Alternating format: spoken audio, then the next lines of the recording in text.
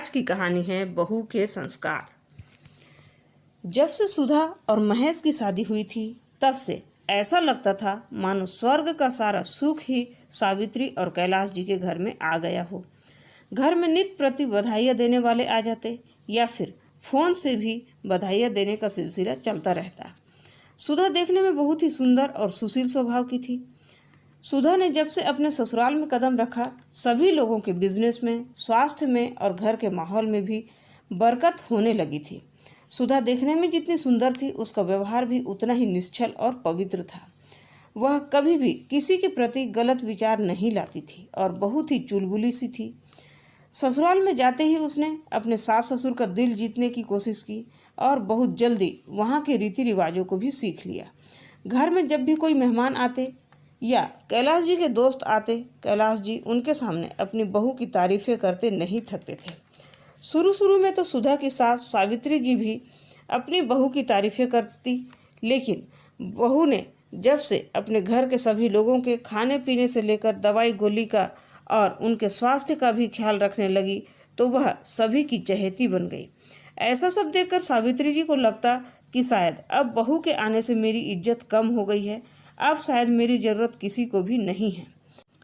सावित्री जी को लगता कि कहीं मेरी वैल्यू घर में पड़े बेकार चीज़ों की तरह तो नहीं हो गई। अब सावित्री के मन में कई प्रकार के बुरे बुरे विचार आने लगे। जब घर के सभी लोग सुधा सुधा ही बोलते रहते तो सावित्री जी अंदर से जल भून जाती।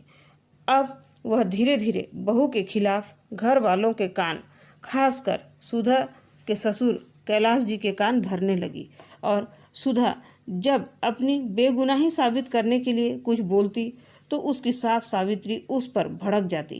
कहने लगती कि ससुराल आए अभी 4 दिन नहीं हुए हैं और बहुत जबान चलाने लगी हो। वह कहती, एक हमारा ज़माना था जब हम अपने सास ससुर, यहाँ तक कि अपने पति के सामने भी अपना जबान नहीं खोल पाते थे, लेकिन आजकल की बहुओं के तो तेवर देख लो। घर में आए 4 दिन नहीं हुए कि घर की मालकिन बनने का सपना देखने लगी।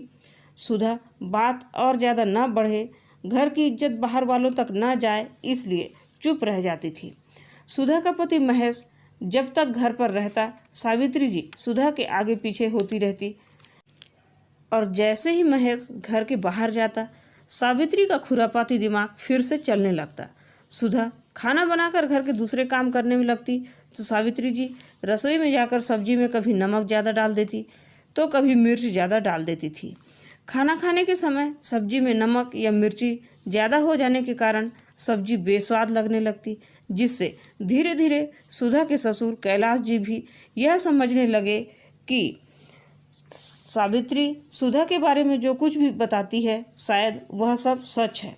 सुधा जानबूझकर सब्जी में नमक मिर्ची ज़्यादा डालने लगी है ताकि हम लोग पेट भर खाना न खा सके और सुधा का बदला पूरा हो जाए। अब धीरे धीरे कैलाश जी भी सुधा से चिढ़ने लगे। बात बात पर सुधा को नीचा दिखाने की कोशिश करते रहते। समय धीरे धीरे बीतता गया। सुधा के पति महेश को बिजनेस के किसी काम से दूसरे शहर जाना था। वहां गए महेश को 1 महीने हो चुके थे, लेकिन वह वापस घर नहीं आया था। घर में सुधा के सास ससुर रोज रोज कुछ न कुछ बातों को लेकर सुधा से लड़ाई करते रहते।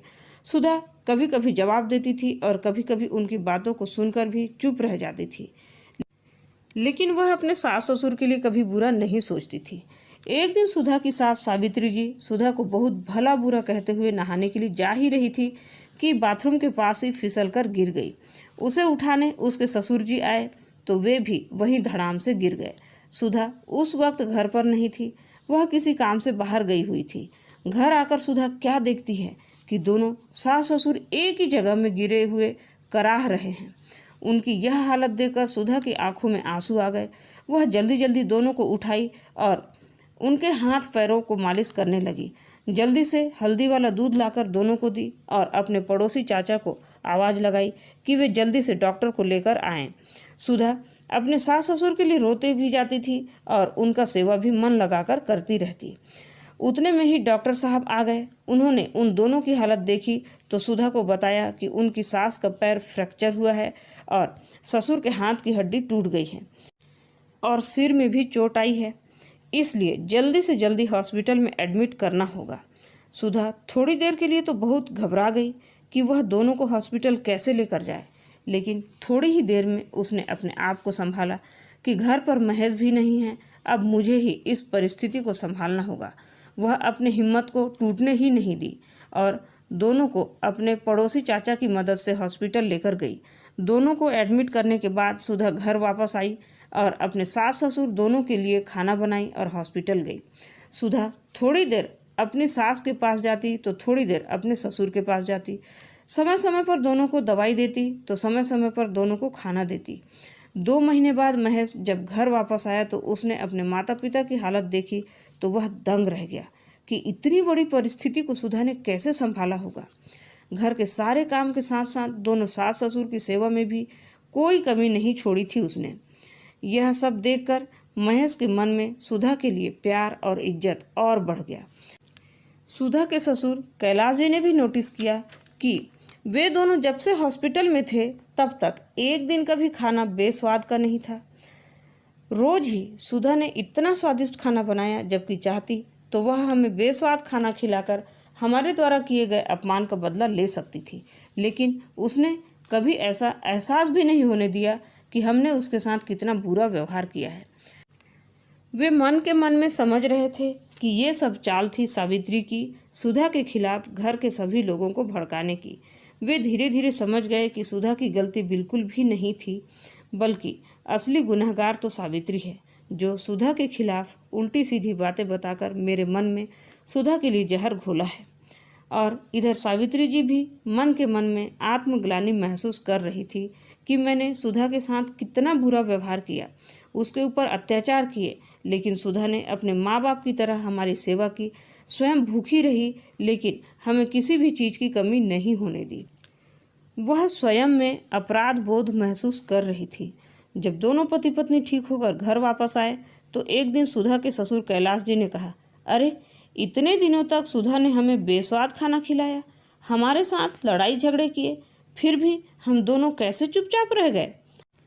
और उसके हाथों का बनाया खाना भी तो बेस्वाद ही था ना सावित्री जी। इतना सुनकर सावित्री फूट फूट कर रोने लगी। उन्होंने अपनी हर एक गलती को स्वीकार किया कि उन्होंने सुधा के सामने बताया कि मैं अपने स्वार्थ में अंधी हो गई थी, जो तुम्हारे जैसी संस्कारी बहू को समझ नहीं पाई। मुझे लगा जिस प्रकार तुम्हारे आते ही सभी लोग तुम्हारे रूप की, तुम्हारे कामों की तारीफें करते, तो मुझे लगा कि अब इस घर में मेरी कोई इज्जत नहीं रह जाएगी। मैं घर के कोने में पड़े एक बेकार सामान की तरह हो जाऊंगी। ऐसा सोचकर आए दिन तुम्हारे खिलाफ षड्यंत्र रचती रही और अपना स्थान बनाए रखने की कोशिश में तुम जैसी सुशील और संस्कारी बहू की कदर ही नहीं की। यह सब बातें उनका बेटा महेश भी सुन रहा था। महेश को जब सच्चाई पता चली तो वह अपने दोनों माँ बाप से नफरत करने लगा। महेश ने अब तो अपने माँ बाप के साथ बातें करना भी छोड़ दिया और अपना फैसला सुना दिया कि जिस घर में मेरी पत्नी के खिलाफ इतने षड्यंत्र रचे गए, जहाँ मेरी पत्नी की इतनी बेइज्जती की गई, वहाँ अब मैं एक पल भी नहीं रहूँगा। आप लोगों को आपका घर और आपकी सोच मुबारक हो। मुझे आपसे 1 रुपये भी नहीं चाहिए। मैं अपनी पत्नी को लेकर यहाँ से दूर चला जाऊँगा। इतना कहकर महेश ने सुधा से कहा, चलो सुधा, हम कहीं दूर अपना आशियाना बनाएंगे और मैं मरते दम तक इनका चेहरा नहीं देखना चाहता। इतना सुनकर दोनों माँ बाप जोर जोर से रोने लगे और कहा, सच में हम लोग माफ़ी के लायक नहीं हैं। जाओ बेटा।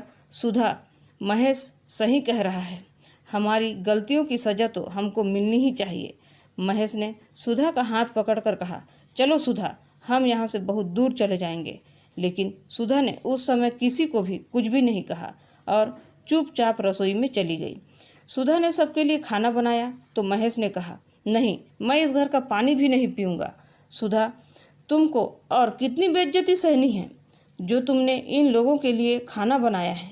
सुधा ने कहा, देखो जी, माँ ने मेरे साथ क्या क्या किया यह सब मैं जानती थी। सब्जी में कभी नमक तो कभी मिर्ची डालते हुए भी मैंने माँ को देखा था। मेरे खिलाफ पापा को भड़काते हुए भी सुना था। लेकिन मैं भगवान से एक ही प्रार्थना करती थी कि भगवान मेरे सास ससुर की गलतियों को माफ़ कर दीजिए। और ये तो आपके माँ बाप हैं, इन्होंने आपको जन्म दिया है, यही हमारे लिए बहुत बड़ी बात है। जब आप छोटे थे तो आपने क्या गलतियां नहीं किए होंगे, तब तो इन्होंने आपको माफ़ कर दिया होगा, और आज इनकी छोटी सी नासमझी के कारण इतनी बड़ी परिस्थिति में छोड़कर चले जाएं, यह मुझसे नहीं होगा। क्योंकि मेरे माँ बाप ने मुझे सिखाया है कि किसी को खुश करने के लिए यदि हमें थोड़ी परेशानी भी हो जाए तो कोई बात नहीं, लेकिन अपने कारण किसी को परेशानी नहीं होना चाहिए। सुधा की ऐसी बातें सुनकर महेश दंग रह गया। उसने मन ही मन सोचा, भगवान, मैंने कहीं जरूर अच्छे कर्म किए होंगे, तभी मुझे सुधा जैसी पत्नी मिली है। दूसरे दिन सुबह जब सुधा अपने सास ससुर के लिए चाय और नाश्ता के साथ दवाई लेकर उनके पास पहुंची तो दोनों के आंखों से आंसुओं की झड़ी लग गई। उन्होंने बार बार सुधा से माफ़ी मांगा। यह सब देखकर सुधा ने कहा, नहीं, आप लोग हमारे माँ बाप हैं। आप लोगों ने हमें यहाँ तक पहुँचाने में क्या क्या दुख नहीं झेला होगा। आप लोग हमारे भगवान समान हैं। आप लोग मुझसे माफ़ी मांगकर मुझे शर्मिंदा मत कीजिए, वरना मैं घर छोड़कर चली जाऊंगी। दोनों ने हाथ जोड़कर कहा, नहीं बहू, ऐसा मत कहो, हम तो तुम्हारे बिना नहीं रह सकते। लेकिन क्या महेश हमें माफ़ कर पाएगा? ऐसा सुनकर सुधा ने कहा, आप लोग उनकी चिंता न करें, आप ही का बेटा है, ऐसे कैसे छोड़कर चले जाएंगे? मैं उन्हें जाने दूंगी तब ना। उसी समय महेश भी वहां आ गया। सुधा की बातें सुनकर सभी खिलखिलाकर हंस पड़े। तब सुधा के ससुर ने कहा, सच में बहू, बुढ़ापे में माता पिता का असली सहारा एक अच्छी बहू ही होती है, न कि बेटा। इसलिए बहू के संस्कारों की कद्र करनी चाहिए। आज से तुम हमारी बहू नहीं, बेटी हो। इस प्रकार सुधा का परिवार फिर से पहले जैसा हंसता खिलखिलाता परिवार बन गया। तो दोस्तों, आज की यह सुधा की कोशिश आप लोगों को कैसी लगी, कमेंट करके ज़रूर बताइएगा।